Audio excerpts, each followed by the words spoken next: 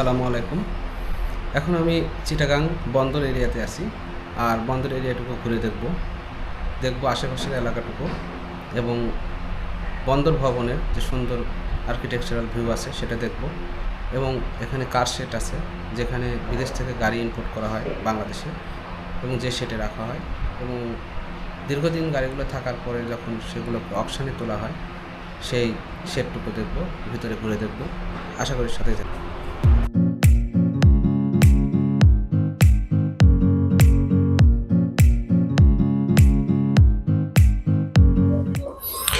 এখন আমরা রওনা দিলাম বন্দর ভবনের সৌন্দর্য দেখার জন্য। আর যাওয়ার পথে আমরা হাতের বাম সাইডে দেখতে পাচ্ছি যে বন্দর কলেজ। এটার আর্কিটেকচারাল ভিউ অনেক সুন্দর এবং এই কলেজের পড়াশোনার মানও তুলনামূলক ভালো। তারপরে রাস্তার সৌন্দর্য দেখতে দেখতে আরও সামনে আগালে আপনারা দেখতে পাবেন বন্দর ভবনের হাসপাতাল। এখানে যারা বন্দরে জব করে তাদেরকে ফ্রি চিকিৎসা দেওয়া হয় এবং ওষুধ দেওয়া হয়।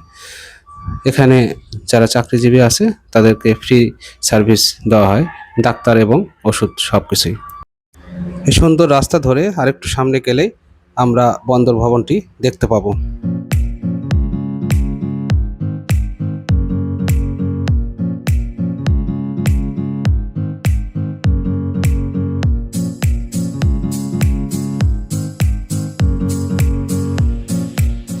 আমরা চিটাগাং বন্দর ভবনের একদম নিকটে চলে আসছি। হাতের বাম পাশে ঘুরলেই এই সুন্দর আর্কিটেকচারাল ডিজাইনের এই ভবনটি আমরা দেখতে পাবো। এটাই হচ্ছে বন্দর ভবন। এখান থেকে বন্দরের সমস্ত কার্যক্রম পরিচালনা করা হয়। এখানে বিভিন্ন ডিপার্টমেন্টের লোকজন এখানে বসে এবং তাদের কার্য পরিচালনা করে থাকেন। আমরা এখন হাতের বাম পাশে দেখতে পাবো বনঞ্জা রেস্টুরেন্ট, যেটা হচ্ছে বন্দরেরই একটি রেস্টুরেন্ট। এখানে খাবারের মান এবং পরিবেশ অনেক সুন্দর, কিন্তু খাবারের প্রাইসটা একটু তুলনামূলক বেশি। আর হাতের বাম পাশে আমরা এখন যে ভবনটা দেখতে পাচ্ছি এটাই হচ্ছে মূল ভবন। এখানেই বিভিন্ন ডিপার্টমেন্ট ওয়াইজ ভাগ করা আছে এবং তারা কার্য পরিচালনা করে থাকেন। আর এখানে গ্যারেজ এবং ক্যান্টিন, এখানে আপনারা বসে রেস্ট নিতে পারবেন এবং কিছু খাওয়া দাওয়া করতে পারবেন।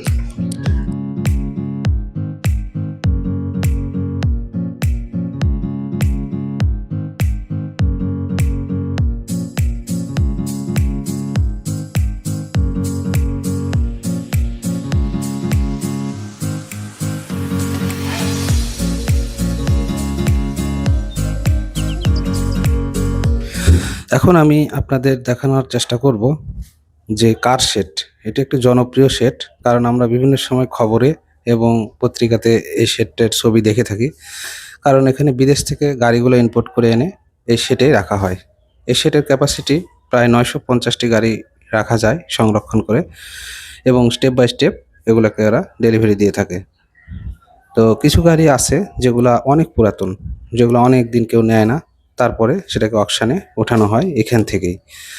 তো কিভাবে অকশানে ওঠানো হয় আমি একজন কর্মচারীকে জিজ্ঞাসা করেছিলাম। সে বলল যে দীর্ঘদিন যাবৎ গাড়িগুলো এখানে যেগুলো থেকে যায়, যেমন একটি গাড়ির যে জায়গার উপরে আছে সে জায়গার ভাড়া ধরেন পার ডে 5,000 টাকা, কিন্তু এটা 5 বছর 10 বছর সে গাড়িটা নেয় নাই, রিসিভ করে নাই।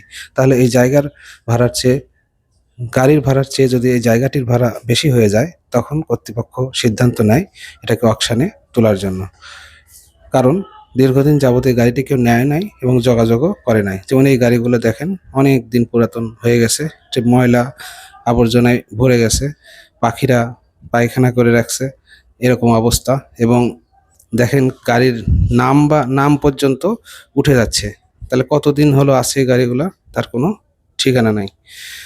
যেমন কিছু গাড়ির দেখেন যে ব্র্যান্ডিং নাম, সেই নামটা পর্যন্ত ক্ষয় হয়ে যাচ্ছে। তো এই সকল গাড়িগুলোকে আসলে অকশনের জন্য নির্ধারণ করা হয় এবং তখন টেন্ডার ছাড়া হয়, এবং যারা এই গাড়িগুলো নিতে আগ্রহী থাকে তখন তারা টেন্ডার করে। যেমন এই গাড়িটা দেখেন, তার নামটা, গাড়ির নাম যেটা লেখা ছিল ব্র্যান্ডিংয়ের নাম, সেটা পর্যন্ত উঠে গেছে, ক্ষয় হয়ে গেছে। তো এই গাড়িগুলোকে অকশনে ওঠানো হবে।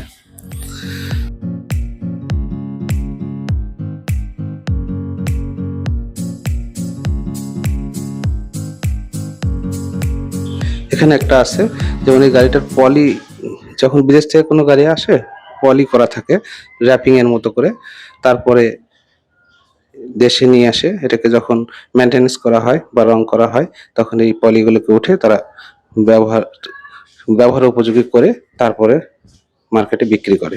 যেমন এই যে দেখেন পলি করা থাকে। এটা হয়তো ১-১.৫ বছর হয়েছে এরকম সময় এখানে রাখা ছিল। আরো কিছু যেমন কাভার্ড ভ্যান আছে, এই গাড়িগুলোকে বেশি দিন হয় নাই, অল্প দিন, এগুলো হয়তো বা নিয়ে যাবে তাড়াতাড়ি। এবং প্রত্যেক গাড়িতে গ্লাসের ভিতরে কিন্তু যে মালিক এটাকে নিয়ে আসছে তার মোবাইল নাম্বার সহ দেওয়া আছে। যেমন এটা 2 সিটের স্পোর্টস কার। এটা আমরা অনেক সময় অনেক সিনেমাতে দেখে থাকি, অনেক ভালো গাড়ি। কিন্তু এটা দীর্ঘদিন যাবৎ পড়ে আছে, হয়তো এগুলো কিছুদিনের মধ্যে অকশনে ওঠানো হবে।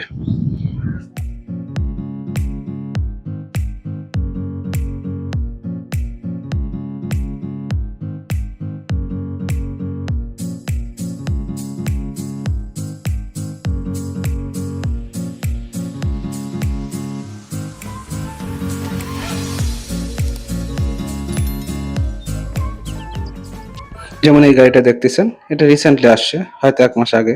এই যে র্যাপিং করা আছে, নতুন, এখানে কোনো ময়লা এখনো পড়া শুরু হয়নি। আর এখানে একটি দেখতে পাচ্ছি, এটা ক্যানভারা বলে। এগুলা বিভিন্ন ট্যুরে যারা যায় ফ্যামিলি সহ বা একা, এর ভিতরে কিচেন সহ শোবার জায়গা, বাথরুমের জায়গা সব আছে।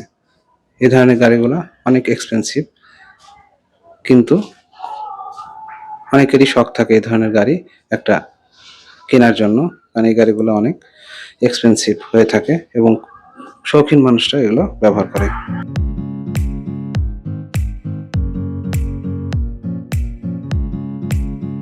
তো যারা আমার ভিডিওটি দেখতেছেন তারা দেখতে থাকুন। আমি আজকে এখানেই শেষ করছি। যদি ভিডিওটি আপনাদের ভালো লেগে থাকে তাহলে লাইক করতে পারেন, কমেন্টস করতে পারেন, শেয়ার করতে পারেন। আর যদি এই ধরনের ভিডিও আরও দেখতে চান তাহলে কমেন্টসে অবশ্যই জানিয়ে দিবেন। তো আজকে এই পর্যন্তই। সবাই ভালো থাকবেন। আসসালামু আলাইকুম।